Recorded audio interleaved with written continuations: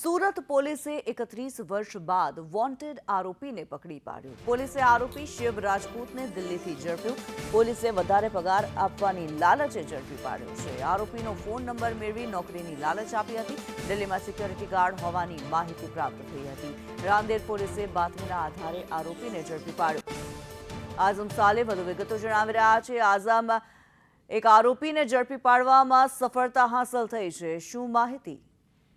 વર્ષ 1995 સુરતના અડાજણ પાટિયા નજીક આવેલા મહાવીર પેટ્રોલ પંપમાં વોચમેન તરીકે નોકરી કરતો હતો અને ત્યાં વકરાની ચોરી કરીને ફરાર થઈ ગયો હતો। જે તે સમયે ₹51,000ની ચોરીની ફરિયાદ રાંદેર પોલીસ સ્ટેશન નોંધાઈ હતી। 31 વર્ષ બાદ આ વોન્ટેડ આરોપી આખરે સ્થાનિક રાંદેર પોલીસના હાથે ઝડપાયો છે।